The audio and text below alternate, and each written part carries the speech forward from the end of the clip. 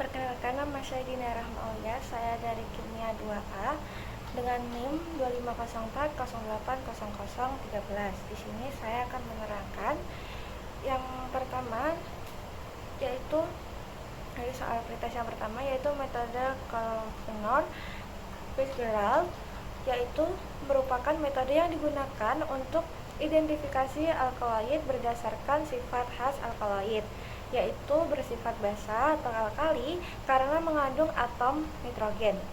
Yang kedua, dapat berubah bentuk, yaitu basa bebas atau nonpolar yang dapat larut dalam pelarut organik.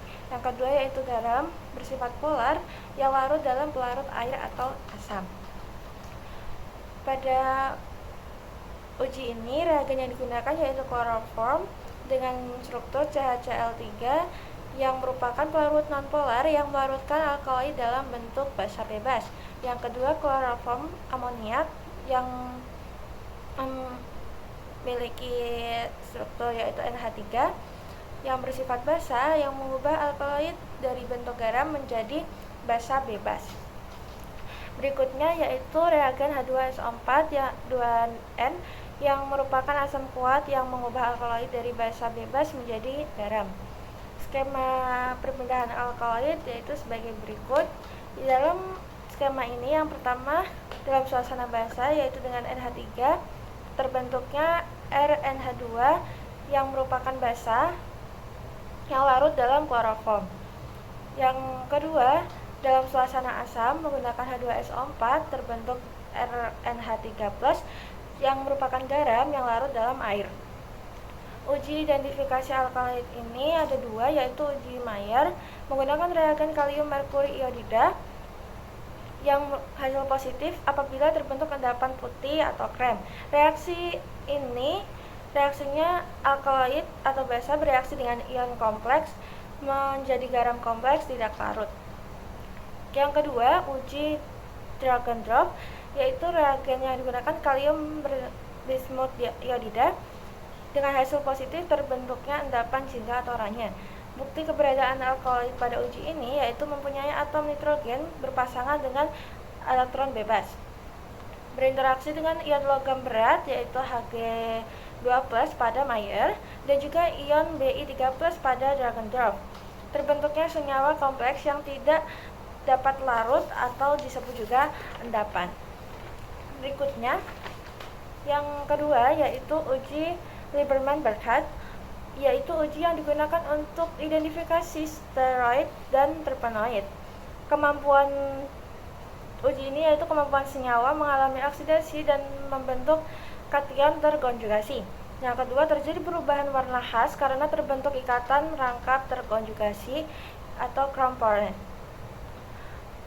Reagen yang pertama yaitu kloroform CHCl3 pada pelarut nonpolar yang melarutkan steroid dan terpenoid.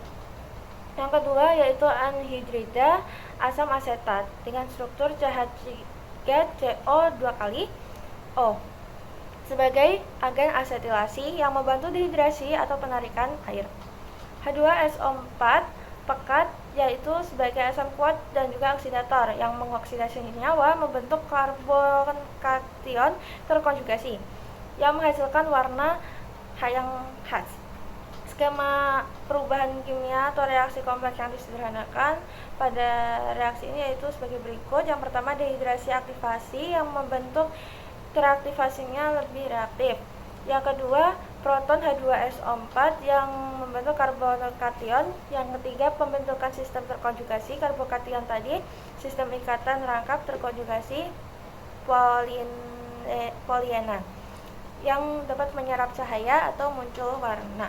Hasil positif apabila yang pertama yaitu steroid apabila munculnya hijau kebiruan. Yang kedua yaitu hijau tua. Apabila terpenoid warnanya merah, ungu, bisa jadi kuning hingga coklat. Buktinya muncul warna karena reaksi menghasilkan sistem terkonjugasi yang panjang. Yang kedua, sistem bertindak sebagai chromophore, yaitu bagian molekul yang dapat menyerap cahaya yang tampak.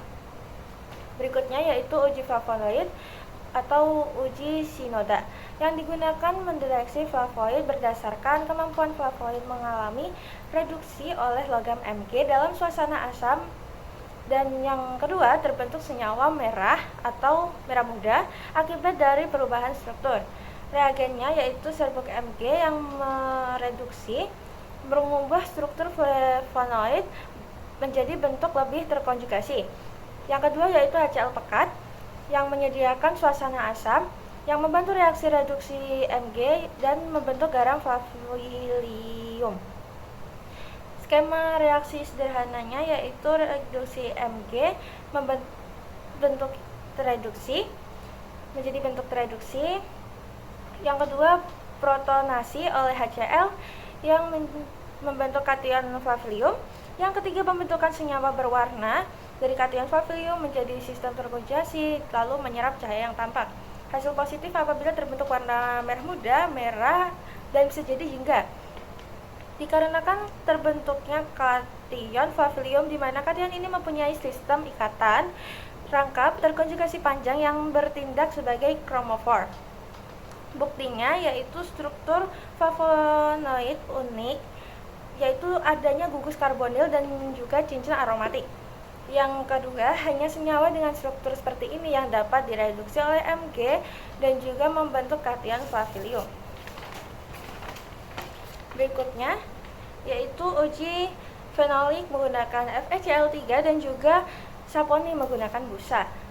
Pada uji fenolik menggunakan FeCl3, senyawa fenolik mempunyai gugus OH yang terikat pada cincin aromatik yang dapat melepaskan asam atau H+ dan membentuk kompleks dengan ion Fe3+.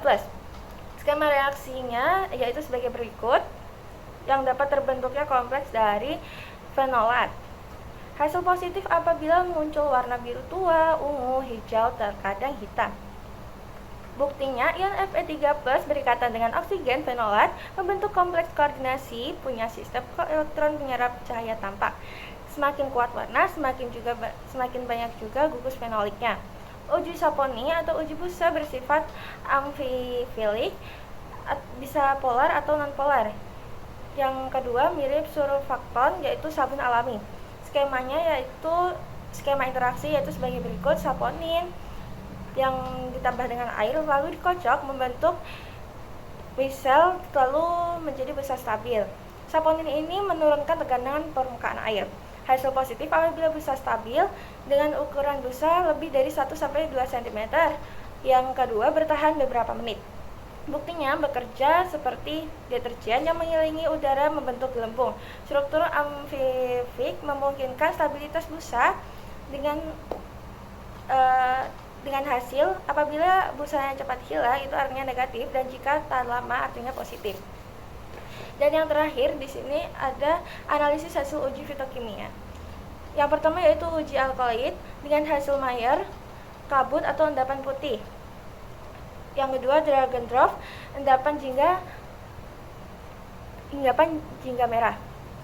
Alkaloid ini berarti positif dengan skema reaksi sebagai berikut: Mayer yang membentuk endapan kompleks putih dan dragon drop membentuk endapan jingga merah. Buktinya alkaloid membentuk garam kompleks tak larut. Dan yang kedua, endapan khas adanya basa nitrogen. Yang kedua ada uji steroid atau terpenoid dengan atau Lieberman-Burkhardt. Warna hijau kebiruan yaitu hasilnya positif, tidak dominan terpenoid atau tidak terindikasi kuat. Skema reaksinya sebagai berikut dengan bukti terbentuknya sistem terkonjugasi warna hijau khas yang steroid atau inti siklopentana perhidropentantren. Yang ketiga yaitu uji flavonoid Mg plus HCl dengan hasil warna merah muda berarti positif. Skema reaksinya yaitu flavonoid plus Mg terbentuk tereduksi. Setelah flavonoid tereduksi ditambahkan dengan asam menjadi kation flavilium atau merah muda atau pink. Buktinya sistem terkonjugasi dan menyerap cahaya. Warna merah menjadi warna merah atau warna pink. Yang keempat uji fenolik dengan FeCl3. Hasil positif warnanya biru ungu. Skema reaksinya sebagai berikut dengan bukti terbentuknya kompleks Fe-fenolat. Yang kedua, kompleks menyerap cahaya, warnanya ungu atau biru. Uji saponin atau basah, hasil basah hilang kurang dari 5 menit. Itu berarti negatif. Skema seharusnya jika positif sebagai berikut, yaitu saponin apabila ditambahkan dengan air dan kemudian kocok akan menjadikan misel dan busa stabil.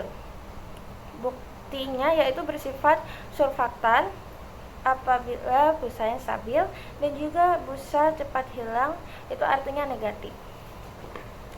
Sekian video pretest praktikum kimia organik saya. Mohon maaf bila ada kesalahan. Terima kasih. Wassalamualaikum warahmatullahi wabarakatuh.